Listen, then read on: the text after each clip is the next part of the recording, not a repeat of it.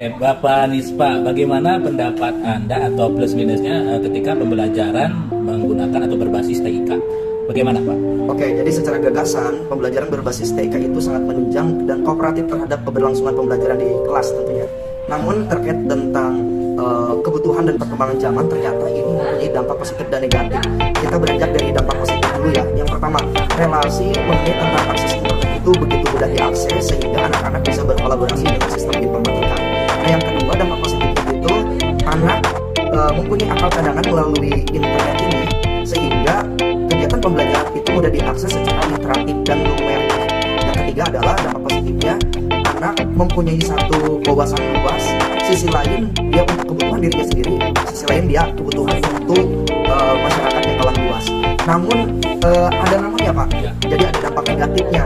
Yang pertama, kembali lagi lihat letak geografis sekolah kita, apakah termasuk orang-orang yang ekonomi menengah ke bawah, sehingga nanti kaitannya dengan wifi ataupun kuota. Ya, betul. Nah, sisi lain anak juga ditekan ditunjang oleh berbagai informasi yang serba cepat.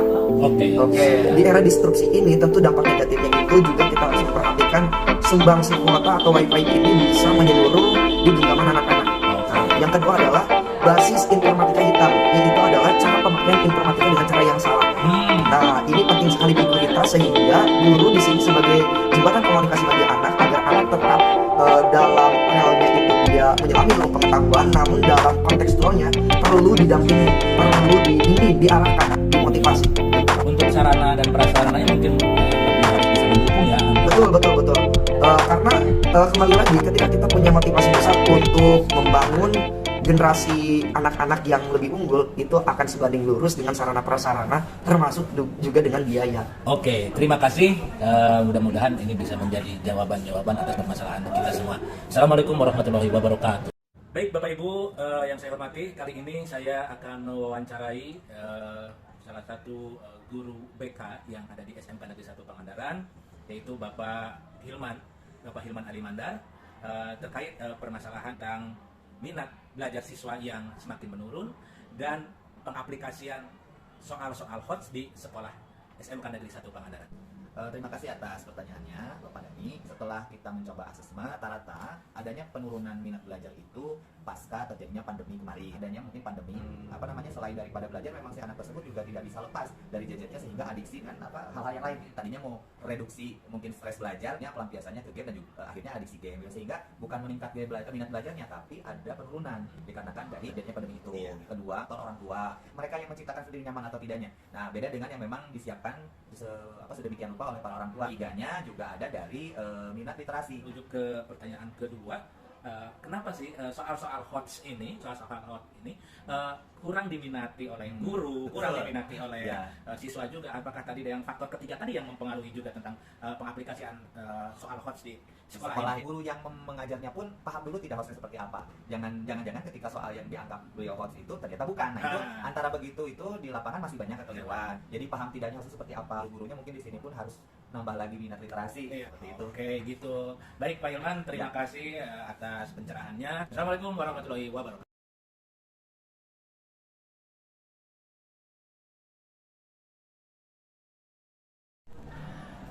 Assalamualaikum warahmatullahi wabarakatuh, bapak-bapak dan ibu-ibu. Saya akan mewawancarai Wakasek kurikulum di sekolah saya SMK Negeri 1 Pangandaran terkait untuk menurunnya minat belajar siswa yang notabene-nya zaman sekarang itu kita yang harus benar-benar cekatan, benar-benar respect dengan keadaan sosial yang ada.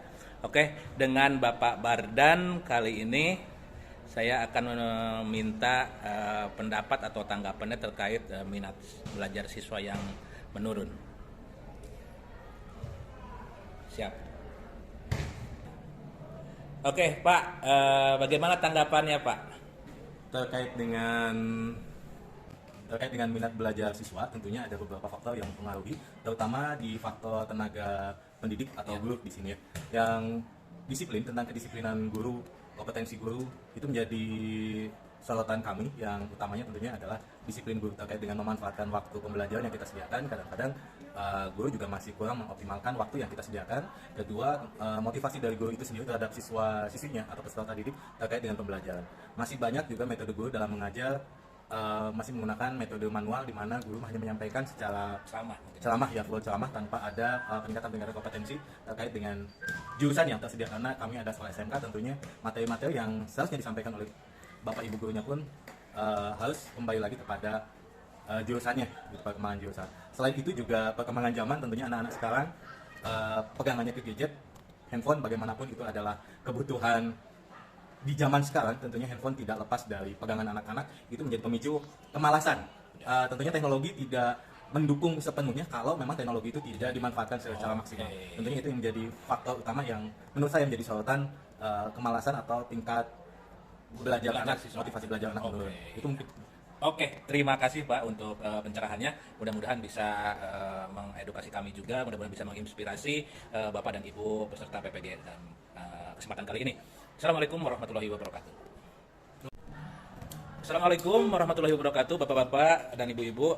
Saya akan mewawancarai Wakasek kurikulum di sekolah saya SMK Negeri 1 Pangandaran terkait untuk menurunnya minat belajar siswa yang notabene-nya zaman sekarang itu kita yang harus benar-benar cekatan, benar-benar respect dengan keadaan sosial yang ada. Oke, dengan Bapak Bardan kali ini saya akan meminta pendapat atau tanggapannya terkait minat belajar siswa yang menurun. Siap. Oke, Pak, bagaimana tanggapannya, Pak?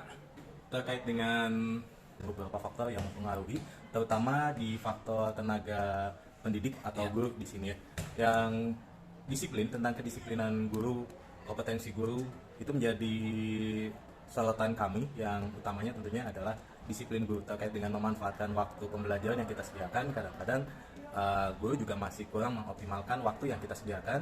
Kedua, motivasi dari guru itu sendiri terhadap siswa-siswinya atau peserta didik terkait dengan pembelajaran. Masih banyak juga metode guru dalam mengajar masih menggunakan metode manual, di mana guru hanya menyampaikan secara ceramah ya, full ceramah tanpa ada peningkatan kompetensi terkait dengan jurusan yang tersedia. Karena kami ada sekolah SMK, tentunya materi-materi yang seharusnya disampaikan oleh bapak ibu gurunya pun harus kembali lagi kepada jurusannya, gitu, perkembangan jurusan.